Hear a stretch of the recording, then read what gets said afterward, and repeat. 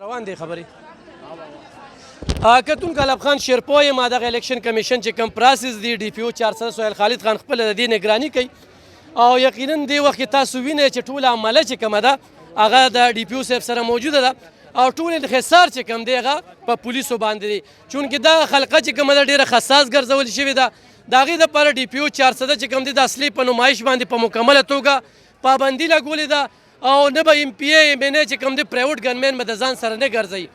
دا چې نه ګرځوي نو دې کې زمونږ پیدا ده او په پوره امنه توګه به دغه الیکشن وشي اور دغه الیکشن به د کامیابی سره چې کم دی سر ته ورسی D P O साहब सर बस खबर तरीके को डी पी ओ साहब इसके अलावा अगर कोई बंदा प्राइवेट गनमैन इसके पास हो कह रहा है कि मैं एमपीए हूँ मैं हूँ मैं बड़ा वडेरा हूँ ये हूँ तो उसके लिए क्या मैसेज देखिए जी चाहे वो कोई भी बंदा हो किसी भी पार्टी से ताल्लुक़ रखने वाला हो हमारी तरफ से सख्त पाबंदी है डिस्ट्रिक्ट एडमिनिस्ट्रेशन पुलिस डिपार्टमेंट मुख्तलिफ एजेंसी सब उसके खिलाफ एक्शन लेंगे और हम किसी सूरत में भी ये ज़ीरो टॉलरेंस है इस पर कि प्राइवेट गनमैन किसी सूरत में भी अलाउड नहीं है। 400 की नफरी तो बहुत कम है जी कौन कौन से ज़िले से इसके अलावा FCR भी है बिल्कुल FC भी मौजूद है फ्रंटियर कोर भी मौजूद है आर्मी भी मौजूद है और बाकी ज़िलों से नफरी आई है कुछ मोहम्मद एजेंसी से आई है कोई बाजौर से आई है कोई स्वात से आई है तो मुख्तलिफ जगहों से हमारे पास जो डिमांड थी तकरीबन उसके मुताबिक हमारी पूरी हो चुकी है। 400 के अवाम को क्या पैगाम है? 400 के अवाम को मैं ये पैगाम देना चाहता हूँ कि कल आप अपना वोट इस्तेमाल करें पुरअमन तरीके के साथ आएँ पुलिस आपको तहफ़्फ़ुज़ देगी बग़ैर किसी दबाव के धौंस के बग़ैर किसी झगड़े के आपको हम भरपूर कोशिश करेंगे कि पुरअमन माहौल दे दें और किसी को भी हम इजाज़त नहीं देंगे कि हम पोलिंग में को वो रुकावट डाले पोलिंग में रख न डाले या कोई असले की नुमाइश करे या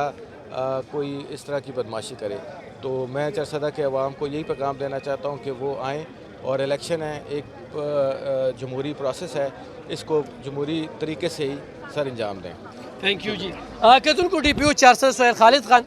دی وخت کې انحصار چې کوم دی د 400 په پولیسو پدې دی چې چغې چې کوم دی هم دوی وایي هغه ځای کې پولیس والا ولاړ د سپیکر یې ورکړی دی دا چونکې د پولیس کار نه دی خو دلته کې دا کار هم پولیس ته حواله کړه دلته کې ولل د صوبایي حکومت ډېر زیات تیل ورکوي دا بجټ هم چې کوم دی نو دا هم د دوی استعمالیږي بهرحال موږ وایو چې دغه پرامن الیکشن وشي او په دې کې د 400 پولیس چې کوم دی هېڅ قسمه کمپرومایز نه کوي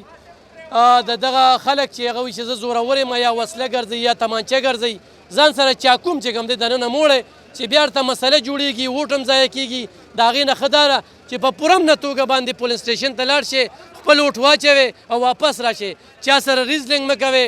چا سره زیاتې خبرې مه کوئ او د ووټ نه پس چې کوم دی ګڼه ګوڼه مه جوړوئ چې تاسو څومره ګڼه ګوڼه جوړوئ نو دغه هم حالات چې کوم دی خرابوي نور د دې نه علاوه چې کوم دی دلته کې چې څنګه یوټیلیټي سټور کې صورت حال دی نو موږ په عبدالعلي خان سپورټس کمپلیکس کې هم دغه شانتې صورت حال په نظر ولیدل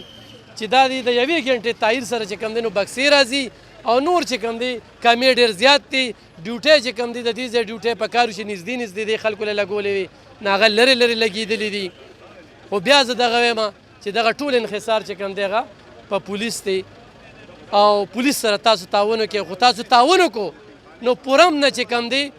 د الیکشن به وشي کوم ځای کې چې پکې پولیس غفله کوي یا پولیس پکې زیاتې کوي یا پولیس چې کوم دی سایډ اخلي بالکل زموږ سره رابطه کولی شي د هغه پولیس خلاف به موږ ډي پي او 400 ته وایو د هغه په ضد باندې به چې کوم دی نو کاروي کېږي ډېره مننه خوشحاله اوسئ